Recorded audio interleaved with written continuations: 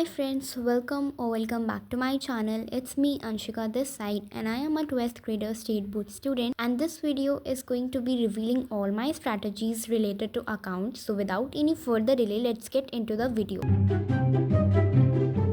So guys the time is around 8 in the evening and ये vlog है मेरा 26 जनवरी का, जो कि बेसिकली संडे का था। एंड यहाँ पे मैं सबसे पहले अपनी अकाउंट्स का मॉडल पेपर यानी कि एक सैम्पल पेपर सॉल्व करी थी। अभी बेसिकली मेरा सिलेबस जो है ऑलमोस्ट कवर हो चुका है। अभी हमारी कोचिंग में टेस्ट वगैरह चल रहे हैं एंड मैंने फर्स्ट और सेकंड चैप्टर का टेस्ट अपने अकाउंट्स की बुक का वो अपनी कम्युनिटी में पोस्ट कर दिया। अगर आपने नहीं चेक किया और उसको नहीं सॉल्व किया है तो जल्दी से जाकर उसको वीडियो के बाद सॉल्व कर लेना। एंड अभी मेरे 3 चैप्टर बचे हुए हैं तो उसका भी मैं अभी टेस्ट जब होगा उसको कम्युनिटी में डाल दूंगी। तो अभी साथ के साथ मैं उन चैप्टर्स की भी प्रिपरेशन कर रही हूँ। और अभी मैंने एक मॉडल पेपर निकाला था जिसमें कि मैं सारे क्वेश्चन सॉल्व कर रही थी। वैसे इसमें 3 घंटे का टाइम था तो मैंने इसको मैक्सिमम 3 या 3.5 घंटों में कंप्लीट कर लिया था। एंड इसमें मेरे को ये चीज़ बेसिकली इन्वॉल्व करनी थी कि अगर आपका सिलेबस अभी कंप्लीट नहीं हुआ है तो आप पहले अपना साथ के साथ सिलेबस भी कर लो और एक मॉडल पेपर या सैम्पल पेपर जो भी आपके पास फ़ोन में अवेलेबल हो या फिर हार्ड कॉपी हो तो आप उसके थ्रू अपना सैम्पल पेपर ज़रूर सॉल्व करो, क्योंकि उससे आपको आइडिया लग जाएगा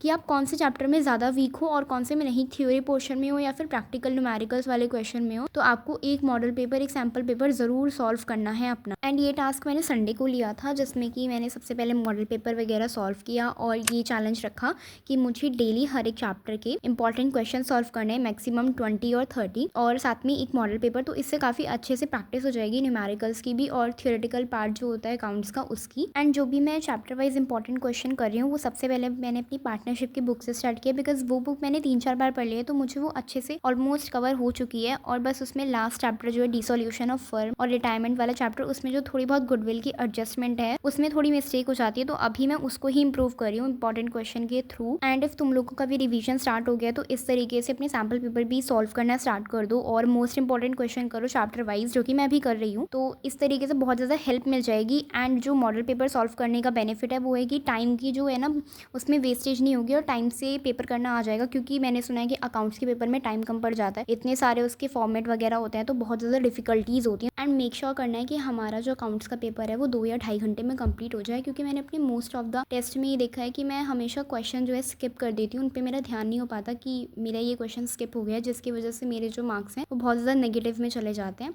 सो ये मिस्टेक आप लोग भी मत करना और मैं भी नहीं करूँगी, इसको अवॉइड करना जितना हो सकता है। और इसीलिए मॉडल पेपर सॉल्व करना बहुत ज़्यादा ज़रूरी है, क्योंकि अगर 3 घंटे में हमारा पेपर अच्छा घर पे सॉल्व हो रहा है तो 2 या 2.5 घंटे में कोर्स एग्जाम में हो ही जाएगा सॉल्व, और हमारे पास जो लास्ट का टाइम बचेगा उसमें हम रीचेक कर सकते हैं अपने पेपर को। एंड रिसेंटली मैंने एक चीज़ नोटिस की, अभी मेरा कोचिंग में टेस्ट होने वाला था 3 चैप्टर का कंपनीज की जो बुक है उसका, जिसमें कैश फ्लो, अकाउंटिंग रेशो और एक फाइनेंशियल स्टेटमेंट वाला चैप्टर है। तो उसमें अकाउंटिंग रेशो भी इन्वॉल्व है, बट अकाउंटिंग रेशो में ये प्रॉब्लम है कि उसमें काफ़ी सारे फॉर्मूलाज हैं हर एक पेज पे। तो इतने सारे फॉर्मूलाज को कैसे याद किया जाए और मतलब किस तरीके से रिवीजन किया जाए उस चैप्टर का, जो कि हमें एग्जाम में प्रॉब्लम ना हो। तो मैं इस पे सोच रही थी कि मैं जो भी ट्रिक्स यूज़ करूँगी उसको याद करने के लिए या फिर उसको हमेशा रिमेंबर रखने के लिए एटलीस्ट अपने बोर्ड टाइम तक, तो मैं उसकी एक शॉर्ट वीडियो बना दूँ। So if you all are agree then let me know. And उसके बाद ये मेरा जो है वीडियो जो क्लिप आई है ये नेक्स्ट डे की है। उससे पहले मैंने अपने मॉडल पेपर सॉल्व कर लिए थे और उसी दिन मैंने अपनी 1-2 चैप्टर के जो है इंपॉर्टेंट क्वेश्चन भी सॉल्व कर लिए थे।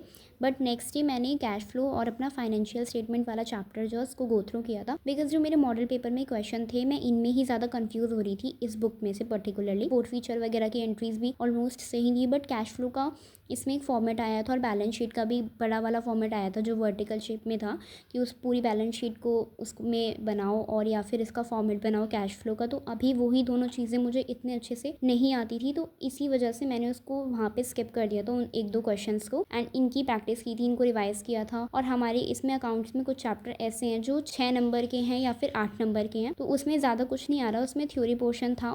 इसी वजह से मैं उसकी थ्योरीज, बेनिफिट और ऑब्जेक्टिव वगैरह भी उनकी रिवाइज करी थी। उसमें बेसिक सी चीज़ें थी कि फाइनेंशियल स्टेटमेंट में क्या काम हो सकता है, कि वो बहुत ज़्यादा नॉलेज प्रोवाइड करती है, इस टाइप की मैं ये चीज़ें उसमें रिवाइज करी थी। बाकी मेरा कुछ ऐसा नहीं था कि मैं उसकी डेफिनेशन को पूरा क्रैम कर रही हूँ, इस तरीके का कोई मोटिव नहीं था। And guys make sure you watch this video till and, because and में मैंने ये भी दिखाया कि मैं अपनी बिजनेस में अभी रिसेंटली क्या कर रही हूँ, उसमें थोड़ा सा ये रिव्यू दिया है कि अभी क्या चल रहा है मेरे बिजनेस में। इससे पहले मैंने अपनी वीडियो में दिखाया था कि बिजनेस में मैं GNG सीरीज फॉलो कर रही हूँ और उसमें से क्या क्या चीज़ें कर रही हूँ, बट मैं आपको ये भी दिखाऊंगी कि मैं किस तरीके से इंपॉर्टेंट क्वेश्चन कर रही हूँ। देन ये रहा वो पेज जिसमें कि मैंने इंपॉर्टेंट क्वेश्चन भी किए थे और ये मेरा अकाउंट्स का था। एंड इस डायरी में मैंने ये लिखा था क्योंकि मेरे इकोनॉमिक्स के टेस्ट होने वाले हैं अभी 4 ये पूरी बुक के। देन आप लोग भी अपनी बुक जो है कंप्लीट कर लेना इकोनॉमिक्स की, और मैं अपना जो क्वेश्चन पेपर डालूंगी वो क्वेश्चन पेपर तुम लोग सॉल्व कर लेना। बहुत ही अच्छा क्वेश्चन पेपर होगा। एक फर्स्ट जो क्वेश्चन पेपर होगा उसमें एनसीईआरटी से रिलेटेड होंगे, देन सेकंड में थोड़ा मॉडल पेपर और फिर एक्स्ट्रा क्वेश्चन। तो इस तरीके से सबसे पहले अपनी इको भी कवर कर लेना ताकि जब मैं क्वेश्चन पेपर डालूं फैब में तो वो साथ के साथ तुम्हारा कवर हो जाए और बहुत अच्छे से क्रिस्टल क्लियर हो जाए आपकी इकोनॉमिक्स। सो या, so that's all guys, thank you so much for watching, subscribe for more and God bless you.